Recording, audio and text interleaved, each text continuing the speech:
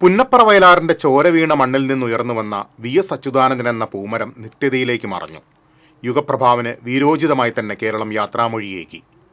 അക്ഷരക്കൂട്ടുകളാൽ തീർക്കുന്ന വിശേഷണങ്ങളുടെയും അലങ്കാരങ്ങളുടെയും വേലിക്കകത്ത് വി.എസിനെ ഒരിക്കലും തളച്ചിടാനാകില്ല.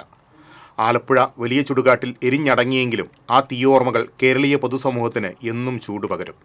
ചിതയിലെ വെളിച്ചമണഞ്ഞാലും ഒരു നൂറ്റാണ്ടിൻ്റെ പോരാട്ട ജീവിതം പകർന്നു നൽകിയ പ്രകാശത്തിന് ഭ്രമ മങ്ങുകയുമില്ല. തൃശൂരിൻ്റെ സമരപഥങ്ങളിൽ എന്നും ആവേശമായിരുന്നു വി.എസ്. ജില്ലയിലെ ജനകീയ പരിസ്ഥിതി വിഷയങ്ങളിലും അദ്ദേഹം എപ്പോഴും ശ്രദ്ധാലുവായിരുന്നു. വിദ്യാർത്ഥി യുവജന തൊഴിലാളി സമരങ്ങളിൽ ജില്ല ഇളകി മറിയുമ്പോൾ വി.എസ്. അച്യുതാനന്ദൻ ഓടിയെത്തുമായിരുന്നു. വിദ്യാഭ്യാസ കച്ചവടത്തിനെതിരായിട്ടുള്ള ചെറുത്തുനിൽപ്പുകളിൽ വിദ്യാർത്ഥികളെക്കാൾ വലിയ പോരാളിയായിട്ട് വി.എസിനെ പലപ്പോഴും അനുഭവപ്പെട്ടിട്ടുണ്ട്.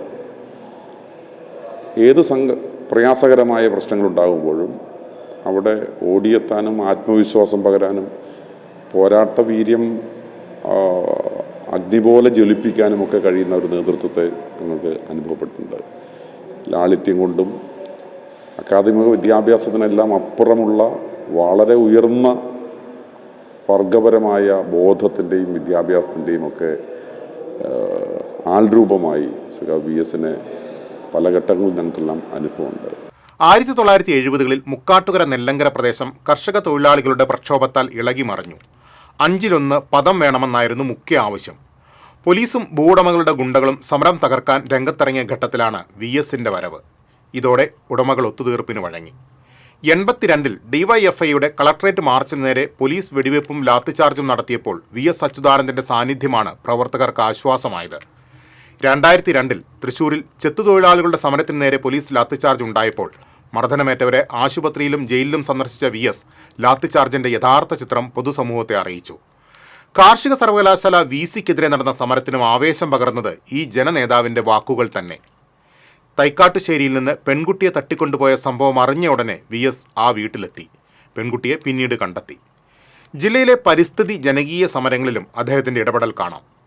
ചൊവ്വൂരിൽ സ്വകാര്യ കമ്പനിയിൽ നിന്നുള്ള ആസിഡ് ഭീഷണിക്കെതിരായ സമരത്തിലും പുത്തൂർ കൈനൂരിലെ പന്നി വളർത്തൽ കേന്ദ്രത്തിൽ നിന്നുള്ള മാലിന്യ പ്രശ്നത്തിനെതിരെയുള്ള പ്രക്ഷോഭത്തിനും വി.എസ്. കരുത്തേകി. കൈനൂരിൽ സുകുമാർ അഴീക്കോടും മേധാ പട്കറും ഇടപെട്ടതോടെ വിഷയം വലിയ ശ്രദ്ധ നേടിയിരുന്നു.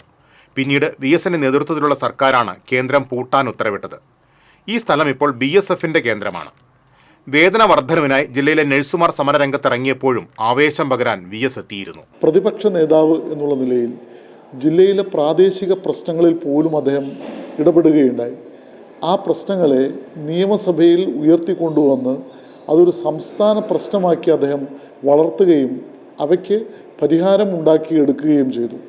മുഖ്യമന്ത്രി എന്ന നിലയിൽ തൃശ്ശൂർ ജില്ലയിലെ വികസന പ്രവർത്തനങ്ങൾക്ക് വി.എസ്. നൽകിയിട്ടുള്ള സംഭാവനകൾ വളരെ വലുതാണ്.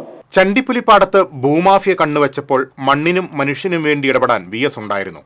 മണ്ണിട്ട് നികത്താൻ ശ്രമിച്ച 5.25 ഏക്കർ നെൽവയൽ വീണ്ടെടുത്തത് മുഖ്യമന്ത്രിയായിരുന്ന വി.എസിന്റെ നിശ്ചയദാർഢ്യത്തിലാണ്. മുരിയാട് നെൽവയൽ സംരക്ഷണ സമരമുഖത്തെത്താൻ പാർട്ടിയുടെ നിലപാടൊന്നും അദ്ദേഹത്തിന് തടസ്സമായില്ല. മുരിയാട് സമരത്തിന് പിന്നിൽ നിഗൂഢ ശക്തികളുടെ സാമ്പത്തിക താൽപ്പര്യങ്ങളുണ്ടെന്നായിരുന്നു LDFന്റെ ആരോപണം. ഇത് തള്ളിയായിരുന്നു സമരമുഖത്തേക്കുള്ള വി.എസിന്റെ വരവ്. നിറ്റ ജലാറ്റിൻ കമ്പനി ചാലക്കുടി പുഴയിലേക്ക് രാസമാലിന്യങ്ങൾ ഒഴുക്കുന്നതിനെതിരെ കാതിക്കൊടുത്ത് നടന്ന ജനകീയ പോരാട്ടത്തിനും കരുത്തായത് ആ പിന്തുണ തന്നെ. അഴീക്കോട് മുനമ്പം ജങ്കാർ സമരം പരിഹരിച്ചത് വി.എസിന്റെ ഉറച്ച നിലപാട് മൂലമാണ്. 40 ദിവസത്തിലേറെയായി നിർത്തിവെച്ച ജങ്കാർ സർവീസ് പുനരാരംഭിക്കണമെന്നാവശ്യപ്പെട്ടായിരുന്നു സമരം. വി.എസ്. എത്തിയതോടെ സമരത്തിന്റെ ഗതി മാറി. ഒടുവിൽ കൊച്ചി കപ്പൽ നിർമ്മാണശാലയിൽ നിന്നും ജങ്കാർ എത്തിച്ച് അധികൃതർ പ്രശ്നം പരിഹരിച്ചു. ജില്ലയിലെ വികസന രംഗത്തും ആ ഭരണാധികാരിയുടെ കയ്യൊപ്പ് കാണാം. മായന്നൂർ പാലം യാഥാർത്ഥ്യമാക്കിയതും പുത്തൂർ സുവോളജിക്കൽ പാർക്കിന് തുടക്കമിട്ടതുമെല്ലാം ചില ഉദാഹരണങ്ങൾ മാത്രം. ഇങ്ങനെ തൃശ്ശൂരിൻ്റെ സമരപഥങ്ങളിലും ജനകീയ പ്രശ്നങ്ങളിലും വികസന രംഗത്തും എന്നും നിരന്തര സാന്നിധ്യമായ നേതാവിനെയാണ് നഷ്ടമായത്. ദീപ്തമായ ആ സ്മരണകൾക്ക് മുന്നിൽ അന്ത്യാഞ്ജലി അർപ്പിക്കുന്നു.